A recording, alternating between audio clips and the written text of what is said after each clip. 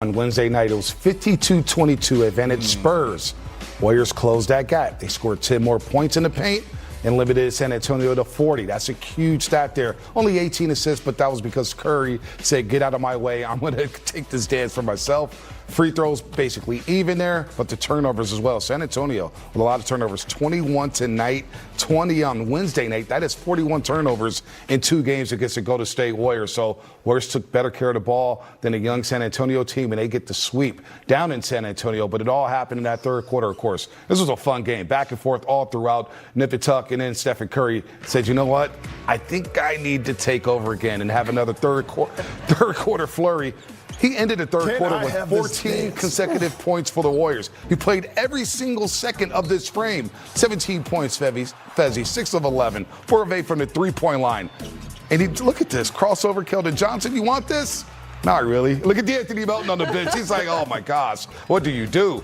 He's happy to be on this roster. For your teammates to be excited, for the opposing teammates to be scared, there's a momentum that Steph is on right now that's scary for the league. When Steph is playing like this Warriors offense is pretty much unstoppable. Just throw him the ball. You saw him shoot a hook shot over Luke Cornett. You saw him shoot a floater. Actually, not a floater, underhand scoop over Victor Wembanyama. And in addition to the flurries from the three-point line, this is just a scary offense when Steph is on a tear like this, Kara. 9 threes, push in, all in on Steph. And yeah, we're going to have some nights where you're like, man, it would be nice if the Warriors could have a little bit more points in the paint. But Bonte, I don't really feel like with the best shooter in the game right now, I don't know how much that's going to be their identity. Yeah. Of course, that has to be a part of the offense to balance it, attack the rim.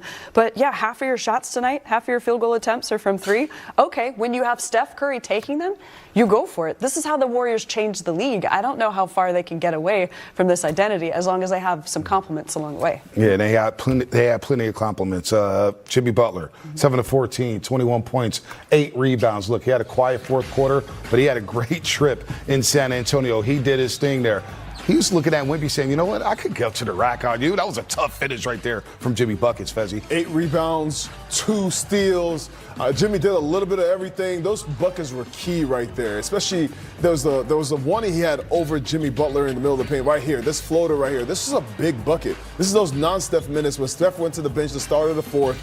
This is what you got him here for. Jimmy is a superstar. He made shots from the three-point line the last game. Today, the shot wasn't falling from the outside. He was like, okay, I'm going inside. I thought Jimmy was that guy. He's the guy that brings the physicality for the Warriors. And on a night when you don't have JK and you don't have anything else going, I thought he was the other guy that could get the team offense going. We need to check how many consecutive games Jimmy Butler has of 20 or more points. And his adaptability really stands out, too. Because in the last game, he was the guy shooting threes, 5 of 7. And in this game, he didn't have to do it. But he always has such a sense of what the game needs. So whether he's having a quieter time, that's just quieter on the scoreboard. It's not like he's not making an impact.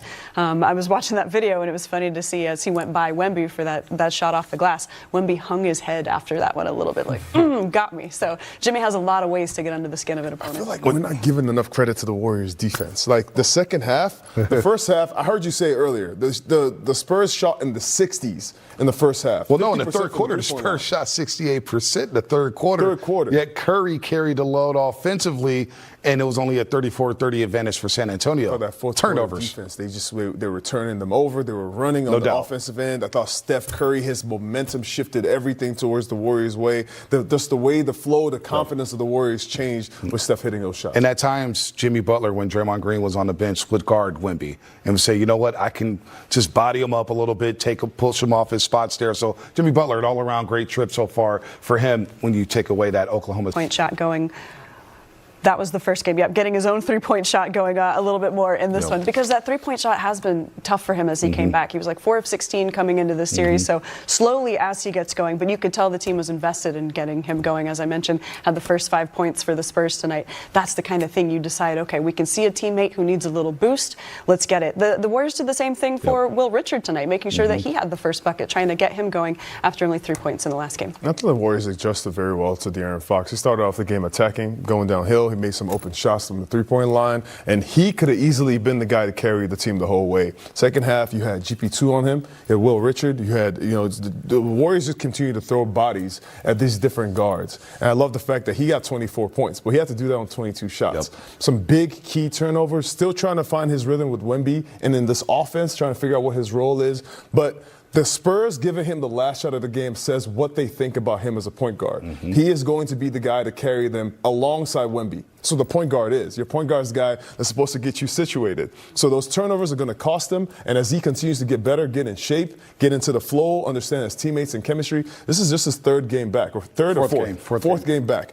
He is going to continue to get better. 22 points tonight, 24 points tonight. That was huge for them. You mentioned the turnovers, 10 in 2 games against the Warriors for De'Aaron Fox. He'll want to clean those up here. But we talk about Will Richard and his starting lineup. They're 2-0 with this new lineup, but I'm not going to fixate on that because there's a lot of different bodies on the floor in the fourth quarter. GP2 was on the floor. Brendan Podziemski was on the floor. And they didn't start the game. And heck, in the first quarter, if I'm not mistaken, KB, I think they scored 18 points in the first quarter tonight. They were struggling in the first quarter trying to find offense, but it's not to take away from what Will Richard is doing in his third career start. I'm thinking about how special it is that a rookie can have moments where you don't cringe occasionally at a little mistake that they make. He had 0 turnovers tonight, but just as you consider his body of work this season, sometimes you know that rookies know what to do. Okay, they're like X's and O's, got this, but when it comes to doing it at game speed, you can see him process just a little slow, and then either the defense rolls by them or the moment goes by them in the offense. You can see them thinking. He's already got it. Yep. He's already got it. There are no cringe moments right now for Will Richard, and that's one of the reasons why he earned this spot in the starting lineup. You know how trusted you have to be to be in the starting 5, but also as a rookie. Usually rookies that are picked in the second round, they spend their time in the G League developing, getting all the pictures right, or they're at the end of the bench waiting for those minutes. He has not been waiting for any minutes whatsoever.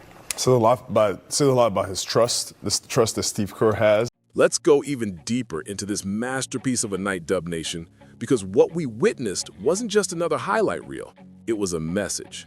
It was Stephen Curry standing in the middle of Frostbank Center, surrounded by rising stars and doubters alike, saying loud and clear, "I'm still him." 49 points. Not just any 49. We're talking efficient, surgical, devastating. 16 of 26 from the field, 9 of 17 from beyond the arc, 8 for 8 from the line. That's not just a scoring night. That's a statement game. That's the kind of performance you frame on a wall, not just because it won the game, but because it reminded everyone that when Curry laces up, you better have your best 5 ready or get run off the court. But let's not sugarcoat it. This win came down to him. And while we should be celebrating, we also need to have a real conversation. Where was the rest of the squad when Steph was dragging the team across the finish line? Jimmy Butler III chipped in with 21, Brandon Podziemski and Will Richard had 10 apiece. Decent numbers, but nothing that tells us this team is ready to go toe-to-toe with Denver or OKC in a 7-game war. This team barely survived San Antonio, a team with elite young talent, but still rebuilding. And let's talk about Victor Wembanyama for a second. That man is the future, no doubt. 26 points, 12 boards, 3 blocks. He's not a project anymore, he's a problem. And yet, Draymond Green, old school, gritty, undersized, found a way to neutralize him in key moments, bodying him up, boxing him out, forcing turnovers. That's heart. That's championship DNA. But heart alone won't win rings. Here's what the front office has to understand. Curry needs help, not just on defense, not just with energy guys. He needs consistent, confident, battle-tested shot makers. You can't let a 37-year-old carry you to every win. You can't wait for miracles in the fourth. You need guys who will step up before it becomes do or die. This was one of the greatest games of Curry's post-30 career. Tying MJ for 40-point games after 30? That's legendary territory. And yet, we're still asking, what's next? What happens when he's off or when the shots don't fall? Are the Warriors built to withstand that? So, yes, celebrate tonight. Cherish it. Rewatch the daggers, replay the free throws, relive the clutch defense.